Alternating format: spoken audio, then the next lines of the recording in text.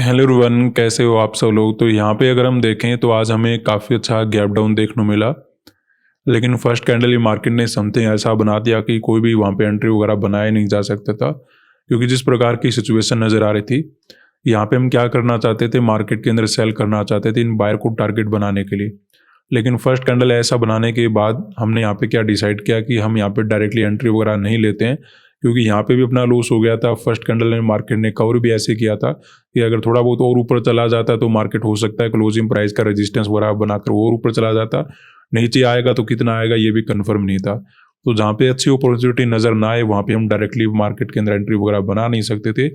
Selling तो देखिए अभी भी मार्केट के अंदर हो रहा है, लेकिन सेलिंग का मोमेंटम तो ऑलरेडी अपने हाथ से निकल चुका है, क्योंकि जो भी यहाँ पे बाय वगैरह करके बैठे होंगे वो ऐसे सेलिंग के मोमेंटम में निकल गए होंगे। हो सकता है थोड़ा बहुत मोमेंटम और हो जाए बायर वगैरह को निकालने के लिए, लेकिन अब यहाँ पे एंट्री वगैरह करके प्रॉफिट नहीं बनाया जा सकता। तो ऐसे में हम थोड़ा वेट ही यहाँ पे करने वाले हैं। अभी हम यहाँ पे ना ही तो बाय कर सकते हैं ना यहाँ पे सेल कर सकते हैं। थोड़ा बहुत सेलिंग और होने के बाद हम यहाँ पे बाय मार्केट के अंदर करेंगे, ताकि कुछ नए सेलर ऐड हो जाएं, फिर उनको हम टारगेट बना पाएं। उसमें हमें एक रिट्रेसमेंट या फिर एक रिवर्सल वगैरह ओवरऑल मिल जाएगा। तो यहाँ पे हम ट्रेड बनाना शुरू कर लेते हैं। कुछ रिकवरी वगैरह होना शुरू हो चुका है, ऐसा हमें दूसरे इंडेक्स में नज़र आ रहा है। तो अब देखिए हमें एक पॉजिटिव मोमेंटम देखने को मिल सकता है, लेकिन आपको ये पता होना चाहिए पॉजिटिव मोमेंटम आएगा कितना। अब देखिए अगर ऐसा ही चार्ट बनता गया, मार्केट कंटिन्यू ऊपर ऐसे ही कैंडल बनाकर मार्केट चलता गया, फिर तो काफ़ी बड़ा पॉजिटिव मोमेंटम यहाँ पे दे सकता है। अदरवाइज मार्केट में रिट्रेसमेंट हुआ फिर मोमेंटम हो रहा है, रिट्रेसमेंट हुआ फिर मोमेंटम हो रहा है, तो हो सकता है ये साइडवेज रहकर यहीं कहीं पर अपना क्लोज करके मार्केट चला जाए। तो ऐसा समथिंग यहाँ पे होने वाला है। जो भी हो, हमें इंट्राडे में तो बेनिफिट हो जाएगा अगर हम यहाँ पे बाय करते हैं। तो ऐसा समझते हो यहाँ पे हम कॉल साइड में काम करने वाले हैं। सबसे पहले 59,200 का कॉल ऐड करेंगे, 1050 क्वांटिटी ऐड कर लेते हैं। सेकंड पोजीशन बनाएंगे सेम क्वांटिटी के साथ।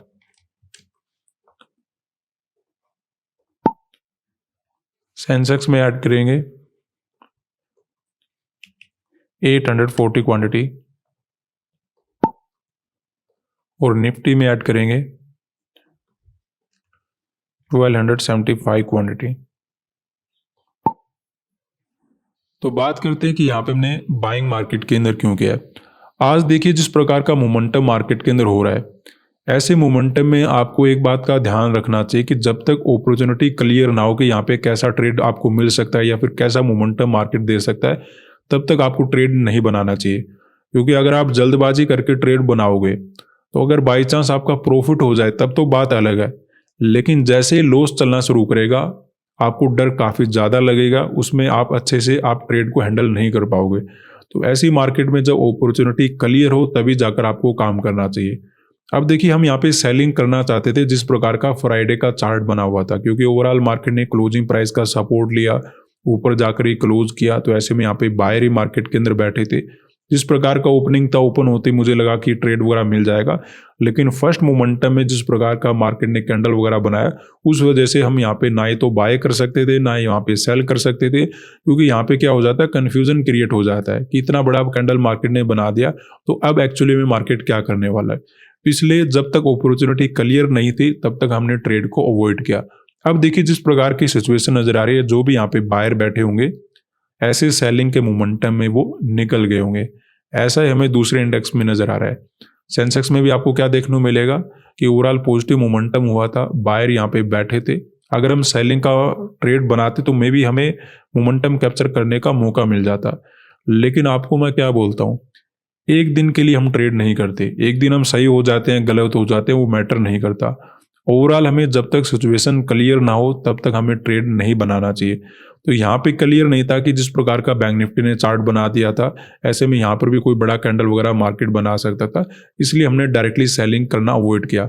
हालांकि यहाँ पे अब देखिए जिस प्रकार की सिचुएशन बन चुकी है, जो भी यहाँ पे बायर बैठे होंगे ऐसे सेलिंग के मोमेंटम में वो निकल गए होंगे।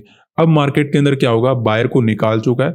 अभी जैसे ही रिट्रेसमेंट वगैरह करेगा, यहाँ पे दूसरे लोग सेल वगैरह करने की कोशिश करेंगे, उन्हें ऐसा लगेगा कि यहाँ पे तो सेल नहीं कर पाए, अब मार्केट उन्हें ऊपर मिल रहा है, यहाँ से गिरेगा, यहाँ से गिरेगा, यहाँ से गिरेगा।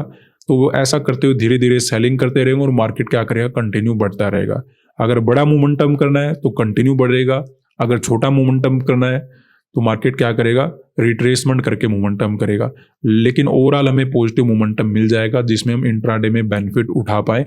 इसी वजह से मार्केट के अंदर हमने यहाँ पे बाय कर लिया है, क्योंकि अब अगर हम यहाँ पे सेलिंग करते तो ऑलरेडी एक मोमेंटम हो चुका है, बायर तो पहले ही निकल चुके हैं, अब यहाँ पर आकर सेलिंग करने का कोई फायदा होता नहीं। ऐसा ही हमने निफ्टी वगैरह के अंदर देखा है कि सेलिंग का मोमेंटम हो चुका है, जो भी यहाँ पे बाय वगैरह करके बैठे उनको कंप्लीटली मार्केट निकाल चुका है। ऐसे में क्या करेगा, कुछ नए सेलर को ऐड करेगा, मार्केट घूमना शुरू कर देगा, फिर दूसरे लोग क्या करेंगे, रिट्रेसमेंट को समझकर यहाँ पे सेलिंग करेंगे। आपको लगेगा सर यहाँ पे कौन सेलिंग करेगा, देखिए आपको तो पता है कि मार्केट में बायर के एसएल खत्म हो चुके हैं, अब मार्केट रिकवर करा है, लेकिन दूसरे लोग क्या करते हैं कि रिट्रेसमेंट हो रहा है, यहाँ से गिर जाएगा, पुट साइड का ट्रेड बना लेते हैं, यहाँ से गिर जाएगा, पुट साइड का ट्रेड बना लेते हैं। ऐसे वो धीरे धीरे ट्रेड बनाते रहते हैं और मार्केट कंटिन्यू बढ़ता रहता है। तो इसी चीज़ का बेनिफिट मार्केट उठाता है। तो रिट्रेसमेंट करके मार्केट चलेगा तो हो सकता है हमें इंट्राडे में बेनिफिट उठाने का मौका मिले। अगर ये डायरेक्टली मोमेंटम करता है तो एक बड़ा पॉजिटिव मोमेंटम भी हो सकता है, स्पेशली हमें सेंसेक्स वगैरह में या फिर बैंक निफ्टी में जो क्लोजिंग प्राइस आसपास है उनका भी हमें ब्रेकआउट वगैरह देखने को मिल जाए। अगर ये फास्ट मोमेंटम रहता है, स्लो मोमेंटम रहता है तब भी कोई प्रॉब्लम नहीं है। इंट्राडे में हम जितना बेनिफिट उठाना चाहते हैं उतना तो हमें मिल ही जाएगा। तो हमें ठीक ठाक प्रॉफिट वगैरह इंक्रीज होना शुरू हो चुका है। तो देखिए एक अच्छा ट्रेड बनाने के लिए आपको कभी कभी वेट करना पड़ जाता है। आपने देखा होगा हम काफ़ी क्विकली ट्रेड बनाते हैं, लेकिन वहाँ पे बनाते हैं जब हमारे लिए अपॉर्चुनिटी क्लियर हो। शुरुआत में मार्केट ने कुछ ऐसे कैंडल बना दिए जहाँ पे बिल्कुल समझ में नहीं आ रहा कि मार्केट क्या करेगा, गैप डाउन तो ओपन हुआ लेकिन रिकवरी इतना फास्ट है, तो ऐसे में हमें रुक ही जाना चाहिए। पैसा बनाने की जल्दबाजी मत करो, तभी पैसा बनता है। जल्दबाजी में आकर काम करोगे तो कभी कभी हो सकता है अगर हम सिचुएशन के अकॉर्डिंग सेलिंग करते, प्लान के अकॉर्डिंग काम करते तो पैसा बन जाता, लेकिन उसका कोई फायदा है नहीं। एक दिन पैसा बनाने के लिए हम काम नहीं करते, हमें ओवरऑल देखना चाहिए कि जब हमारा माइंडसेट क्लियर होगा तभी हम काम करेंगे, तभी हम अच्छा कर पाएंगे। क्योंकि अगर हम रिस्क लेके काम कर भी लेते हैं कि जो होगा देखा जाएगा, फिर क्या होता है प्रॉफिट में तो ठीक होता है लेकिन लॉस में अच्छे से ट्रेड हैंडल वगैरह होता नहीं, वहाँ पे डर बना रहता है। तो डर से अच्छा है जब अपॉर्चुनिटी क्लियर हो, बिल्कुल कॉन्फिडेंट हो कि यहाँ पे ऐसा होना चाहिए, उसके बाद जो हो जाए, लेकिन मार्केट के अंदर अपॉर्चुनिटी क्लियर करके ही आपको काम करने का मौका मिलेगा, तभी आप अच्छा कर पाओगे। तो अभी वेट करते हैं, कुछ प्रॉफिट वगैरह हमें इंक्रीज होता हुआ नजर आ रहा है। तो यहाँ पे अपने ट्रेड में प्रॉफिट इंक्रीज होना शुरू हो चुका है। ओवरऑल हमें तीनों इंडेक्स में पॉजिटिव मोमेंटम नजर आ रहा है। अब देखिए ऐसी मोमेंटम की खास बात ये होती है कि जितना ये क्विकली निकल जाए उतना ही आपको प्रॉफिट अच्छा मिलेगा। अगर यहाँ पे रुकना शुरू कर दिया तो वहाँ पे क्या हो सकता है, दूसरे लोग भी धीरे धीरे बाइंग करने में इंटरेस्टेड हो जाते हैं, फिर मार्केट ज़्यादा मोमेंटम वगैरह कर नहीं पाता। तो अगर ये क्विकली निकलता है तो रेगुलर टारगेट से बड़ा प्रॉफिट हम बुकिंग कर पाएंगे। अदरवाइज अगर ये थोड़ा बहुत छोटे छोटे कैंडल बनाकर या फिर साइडवेज होकर ऊपर जाता है तो हम रेगुलर टारगेट लेकर जाने वाले हैं। तो अभी वेट करेंगे, देखते हैं क्या मिलता है। तो यहाँ पे देखिए ऑलमोस्ट अपना रेगुलर टारगेट अचीव होने वाला है। अगर ऐसा मोमेंटम रहा तो हो सकता है 2-3 कैंडल में अपना टारगेट अचीव हो जाए। चार्ट को देखकर तो ऐसा लग रहा है कि मोमेंटम और भी ज़्यादा जा सकता है, लेकिन यहाँ पे ज़्यादा लालच नहीं करना चाहिए क्योंकि ट्रैप वगैरह अभी भी मार्केट बना सकता है। तो यहाँ पे अगर हम देखें तो धीरे धीरे अपना प्रॉफिट इंक्रीज हो रहा है, इवन इससे भी ऊपर चला गया था। ऑलमोस्ट हम रेगुलर टारगेट को अचीव करने वाले थे, लेकिन फिर से मार्केट में कुछ रिजेक्शन वगैरह आ गया। अब देखिए ऐसी रिजेक्शन से होता कुछ नहीं है, लेकिन बायर को ट्रेड करने का टाइम मिल जाता है।